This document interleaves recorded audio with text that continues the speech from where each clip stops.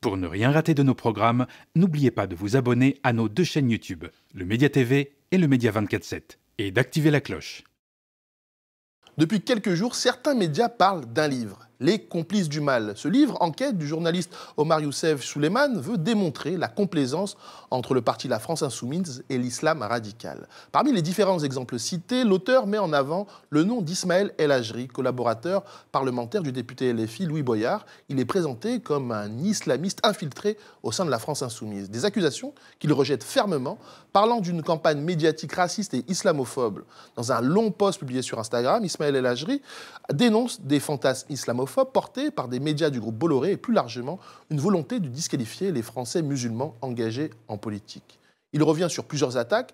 Un article du JDD titré « Derrière Louis Boyard, le militantisme pro-CCIF, décolonial et woke d'Ismaël El Hajri » et une enquête du Figaro Magazine sur la France Insoumise et les islamistes où il était décrit comme un cheval de Troie de l'islamisme.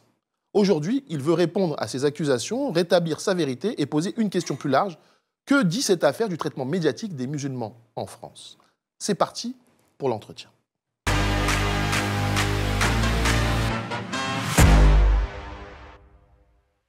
Bonjour Ismaël et merci d'avoir accepté notre invitation. Bonjour Cyril, merci pour cette invitation. Qu'est-ce qui t'a poussé à prendre la parole publiquement sur Instagram cette fois-ci, donc il y a quelques jours maintenant?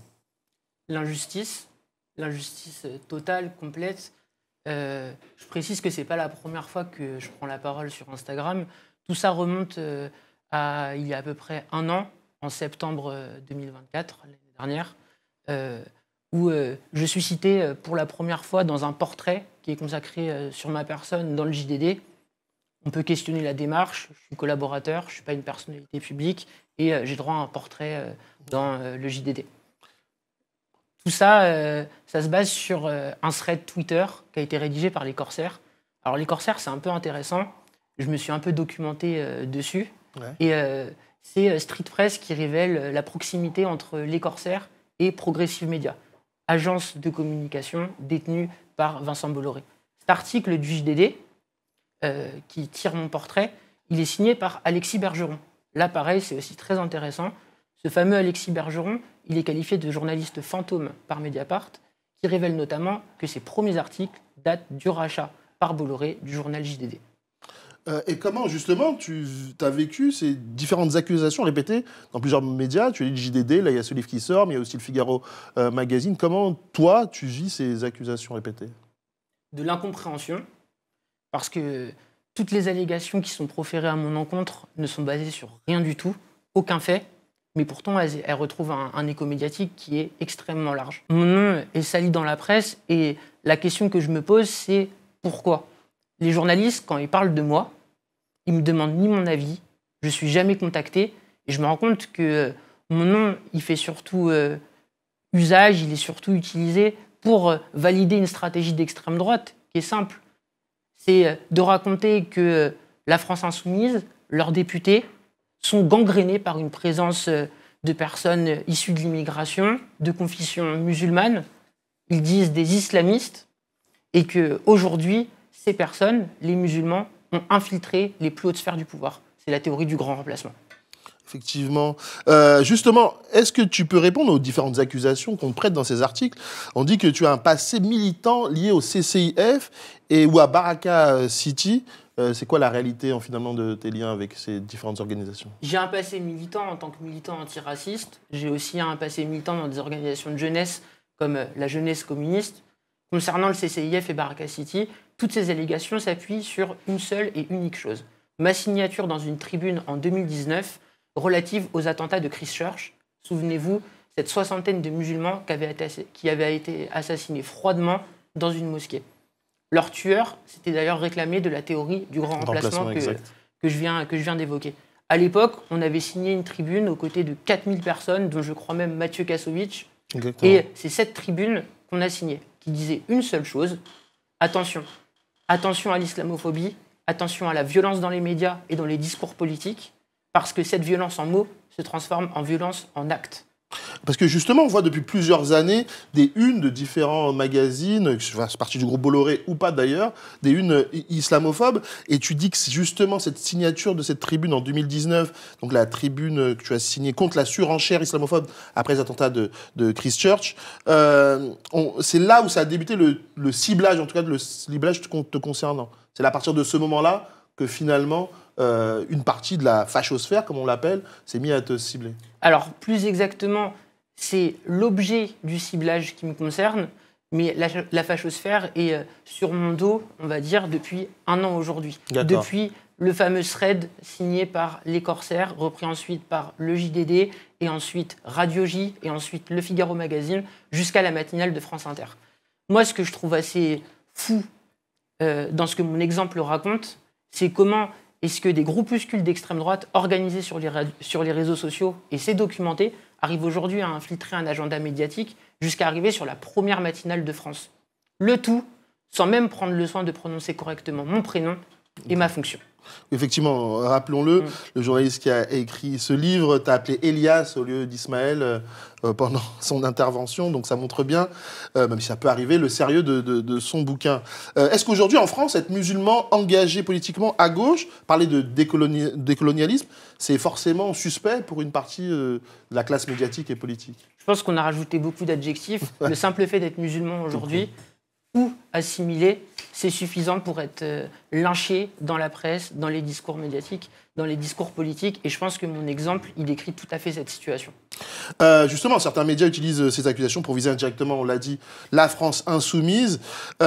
Juste actuellement, il y a une commission d'enquête pour montrer les liens. Là, au départ, c'était pour montrer les liens entre la France insoumise et un islam radical. Et finalement, c'est les liens entre les différentes partis politiques et éventuellement l'islamisme radical. On est dans cette période où, au final, la France insoumise doit être ciblée et on passe par le biais des musulmans qui en font partie.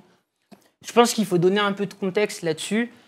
L'islamophobie et la France, c'est une très très longue histoire. Je pense qu'on se souvient tous ici des images, des cérémonies de dévoilement organisées par la France durant la colonisation en Algérie.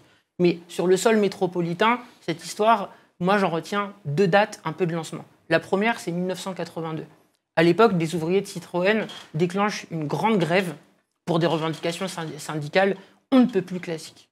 Il s'agit de l'organisation du temps de travail, il s'agit des salaires évidemment, et il y a aussi une autre revendication, qui est celle d'obtenir un lieu pour pouvoir prier. À l'époque, ces lieux existent dans la quasi-totalité des usines. Le patronat, à ce moment, il va choisir de braquer les projecteurs sur cette question pour décrédibiliser la grève. Ce sera ensuite relayé évidemment dans les discours politiques. On voit avec cet exemple que ce qui pose problème en France, ce n'est pas la présence de musulmans, c'est leur expression d'un discours politique quel qu'il soit. Le deuxième exemple que je voulais évoquer, c'est celui de Creil, quelques années plus tard, fin des années 90. C'est la première affaire sur le voile, sur le foulard islamique en France. Et à cette époque, on va poser une autre question. On ne s'adresse plus aux ouvriers, la première génération, on s'adresse à leurs enfants. Ceux-là même qui se sont mobilisés dans la marche de 83 pour la dignité et contre le racisme. On va poser la question, est-ce que les musulmans ont leur place en France? Et plus spécialement, est-ce qu'ils ont leur place à l'école? Et depuis, s'ensuit d'innombrables polémiques, d'innombrables insultes, jusqu'à ce Julien Audoul qui vient insulter une femme dans l'enceinte même d'un conseil régional. Et tout ça nous amène à la séquence actuelle. La séquence actuelle, elle démontre une seule chose pour moi. L'échec de politique néolibérale, ça a été expérimenté année après année, et la nécessité pour le capital, pour la bourgeoisie, pour nos classes dominantes, de proposer un nouveau pacte social aux Français. Ce pacte social, il est très simple. Il est de dire aux Français, ça ne fonctionne plus, mais les riches doivent rester les plus riches. Vous, on vous propose de rester toujours plus pauvre, mais ne vous inquiétez pas. Il y aura toujours plus bas que vous. Il y aura toujours plus discriminé que vous. Et aujourd'hui, c'est les personnes étrangères et en particulier les personnes de confession musulmane qui sont la cible, qui sont le tenant de ce pacte social. La France insoumise est accusée aujourd'hui d'être le parti de l'étranger, comprendre le parti qui défend celles et ceux qui sont les plus discriminés dans ce pays. Tu parles aussi d'une volonté de faire taire une génération. Qu'est-ce que tu entends par là, justement? J'imagine que c'est la suite de ton propos, mais qu'est-ce que tu entends par faire taire une génération? Faire taire une génération parce que Moi, le mouvement dans lequel je m'ancre, il est celui déjà des jeunes qui ont à peu près la trentaine, des jeunes qui se sont politisés, qui réfléchissent à un monde plus juste, meilleur, des jeunes aussi qui viennent de quelque part, d'une histoire de l'immigration, et qui entendent la conjuguer avec une France au présent. Avec l'ensemble de ces articles, qu'est-ce qu'on raconte? On raconte que je suis un islamiste, on veut s'attaquer à mon employabilité, on veut quelque part me dire « tais-toi, aie peur de prendre la parole, aie peur de t'engager ». Et je pense que c'est ça, en vérité, l'objet même de toute cette campagne. Évidemment que Ismaël El Hajri, que ce nom soit prononcé dans un article du Figaro Magazine ou sur la première matinale de France, les gens ne savent pas qui je suis. Mais en réalité, en 2025, on sait très bien que dans le cadre de recherche de travail, on est souvent googlé. Et moi, en ce qui me concerne aujourd'hui, si on tape mon nom sur Google, on tombe sur une dizaine d'articles qui expliquent que je suis un islamiste sans aucun fait. Et tu parlais d'employabilité, tu travailles, je le rappelle, comme collaborateur de Louis Boyard, député LFI. Comment, justement, il a réagi face à ces attaques? Comment aussi le groupe LFI a réagi face à ces attaques te concernant? Sur cette question, je tiens à dire que je suis privilégié en comparaison avec beaucoup d'autres personnes qui peuvent être dans ma situation. Je travaille avec un député qui me soutient et je travaille avec un mouvement qui a décidé de me soutenir aussi publiquement. Notamment, Manuel Bompard avait, lors des premières attaques, pris ma défense sur les réseaux sociaux. Le fait est que le soutien de Manuel Bompard, le soutien de Louis Boyard aujourd'hui, du point de vue d'un monde du travail, du point de vue d'une société toujours plus fascisante, ça ne fait pas le poids comparé à des articles du JDD ou du Figaro Magazine. Les assistants parlementaires ont manifesté, se sont rassemblés il y a quelques mois maintenant à l'Assemblée nationale pour justement parler de leur situation. Est-ce que dans la situation que vous dénonciez, il y a également celle-là du peut-être ciblage de tous ceux qui ne sont pas blancs, de ceux qui sont racisés, qui ont des convictions politiques ancrées à gauche et qui sont par ailleurs pour certains musulmans? Bien sûr. Cette mobilisation, elle s'ancrait dans un contexte, la publication par le bloc d'extrême droite, je préfère l'appeler comme ça, Frontières, qui listait tous les collaborateurs complices, où je n'ai plus l'élément de langage en tête qu'ils avaient utilisé, mais l'idée, c'était bien celle de cibler des collaborateurs. Nous, à ce moment-là, on a voulu dire non.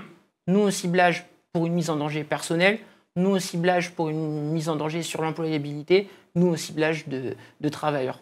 Tout ça, ça fait écho à la commission d'enquête lancée par Wauquiez, qui patine d'ailleurs. On pourra en parler un peu après. Mais tout l'objet de cette commission d'enquête, je l'analyse de la sorte, moi. Aujourd'hui, en France, malgré le climat islamophobe, malgré les attaques dans les médias, dans les discours politiques, reste l'état de droit. Et jusqu'à preuve du contraire, dénoncer le racisme, c'est pas passible de prison en France. Aujourd'hui, Wauquiez, ses amis, son camp politique, tentent de dépasser le droit avec une structure très formelle qui est celle de la commission d'enquête pour nous traîner devant une commission d'enquête parlementaire et nous accuser des pires tares, d'islamisme, de soutien au terrorisme ou encore que sais-je. C'est ça l'équilibre, la balance qui est en jeu. Un discours politique et médiatique toujours plus violent qui ne rime plus avec les lois françaises et il est donc question de dépasser ces lois pour lyncher toujours plus les personnes. Tu viens de le dire, cette commission d'enquête ne fonctionne pas si bien que ça. J'ai vu et lu que Aymeric Caron devait être le président de cette commission d'enquête, mais est-ce que les autres partis, pour l'instant, ne veulent pas voter pour qu'il le soit? Est-ce que tu peux nous en dire plus, justement, sur cette commission d'enquête? C'est de la tambouille parlementaire. Il se trouve que le président d'une commission d'enquête doit être membre de l'opposition. Et Wauquiez, qui cherche n'importe qui pour présider cette commission d'enquête, se retrouve à chaque vote avec un seul et même candidat, Aymeric Caron. Échec et mat. Ouais. Donc du coup, elle va faire flop finalement cette commission d'enquête, tu le sens comme ça? C'est ce qu'on espère, les votes sont repassés. Après, vous savez, la magie parlementaire, on trouve toujours des alliances. Ouais. Je pense que ce qui est intéressant avec cette commission d'enquête, c'est pas sa capacité à exister, mais c'est le signal dont il faut prendre compte de cette classe politique qui décide désormais de cibler directement des personnes parce qu'elles sont musulmanes ou assimilées comme. Je voudrais revenir aussi sur, on en a parlé au tout début de cet entretien, de ces médias Bolloré. N'oublions pas que le livre en question, hein, où tu es cité, donc est publié aux éditions Plomb, qui font partie des éditions qui appartiennent au grand groupe Bolloré. Nous, ici, on essaye de créer un mouvement aussi dans le média contre Bolloré et Pierre-Édouard Stérin face à la fascisation de ces médias. Quand on est attaché parlementaire, comment on fait pour fonctionner, enfin en tout cas comment on fait pour exister face à ces médias Bolloré qui sont, tu le disais tout à l'heure, très puissants hein, au final, hein, CNews, JDD et d'autres, et même aujourd'hui les maisons d'édition. Comment tu fais pour faire en sorte que la voix de ton député et plus largement les voix que tu portes puissent exister dans ce climat-là? Alors, juste une précision, je crois que les éditions Plomb ont été revendues il y a 1 an. Donc, autant pour moi. Peut-être qu'il a encore un peu d'influence, mais je crois que les éditions ne sont plus partie intégrante de sa propriété, de son grand domaine. Comment on fait? Bon, nous, avec Louis Boyard, on a un peu d'expérience en la matière. Ouais. Et c'est ce qui explique aussi la dent qu'a Bolloré contre Louis. Je rappelle qu'il a lourdement contribué à la fermeture de la chaîne C8, qui était le petit bébé de Bolloré. Exactement. Spécialement sur moi, à l'échelle collaborateur, forcément, c'est David contre Goliath et on n'a pas beaucoup de ressorts. Il se trouve que demander des droits de réponse, ils ne sont pas toujours accordés. Lorsqu'ils le sont, c'est qu'à moitié. C'est l'occasion de rappeler pour moi que pour ce qui concerne le dossier du Figaro Magazine, le Figaro Magazine m'a répondu et a choisi de supprimer tout simplement mon nom de l'article dans une démarche de conciliation sans nier la véracité des propos qui avaient été tenus à mon encontre. Pour le reste, les procédures judiciaires, mais c'est des procédures qu'on n'est pas sûr de gagner parce que liberté d'expression, et parce que justement, qui coûte très cher. Tu as attaqué sur le terrain juridique ces différents articles, auteurs d'articles pour diffamation et autres? J'ai demandé des droits de réponse partout. J'ai pas encore fait d'attaque parce que c'est ce que je disais, c'est des procédures qui coûtent beaucoup d'argent déjà, et nous on n'a pas de protection fonctionnelle. Et deuxièmement, le débat qui se pose aujourd'hui sur l'accusation d'islamiste, c'est un peu le même qu'on avait pu retrouver sur la question de traiter quelqu'un de fasciste. D'accord. La notion n'est pas encore très encadrée et pour le dire franchement, ça va intéresser qui si dans 3 ans j'arrive à faire condamner le Figaro Magazine ou France Inter? Personne ne sera là pour me tendre un micro.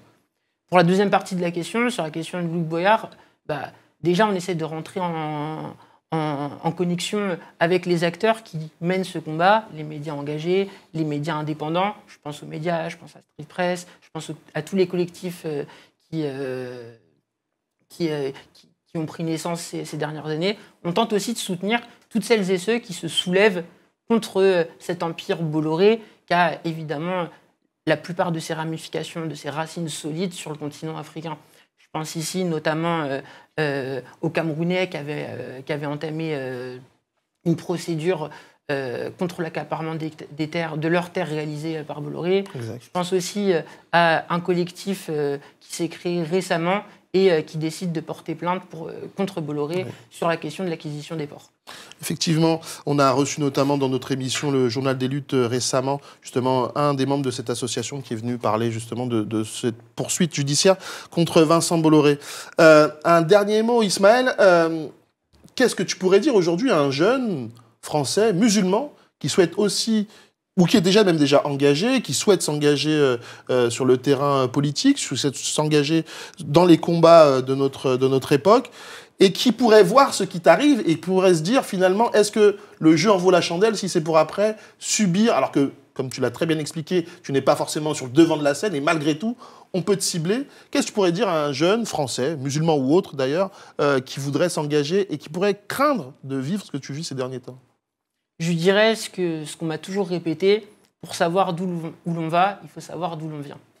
Et avec tout le respect qu'on a pour les parcours d'immigration de nos parents, avec tout ce qu'ils ont donné pour qu'on puisse vivre ici dignement, c'est notre devoir, c'est notre mission que de s'engager pour faire en sorte que cette France, elle appartienne à toutes et tous. Merci beaucoup Ismaël. On va terminer sur ces justes mots. Merci d'avoir été avec nous. Merci d'avoir pu donc rétablir certaines vérités par rapport aux différentes accusations que tu subis ces dernières années même. Ça fait plus d'1 an déjà que tu es ciblé. Donc merci à toi d'avoir été avec nous. Merci pour cette invitation. Merci à vous de nous avoir suivis. N'oubliez pas, le média, vous pouvez toujours nous soutenir sur soutenez.lemediatv.fr. En attendant, je vous laisse sur les programmes du média. Au revoir.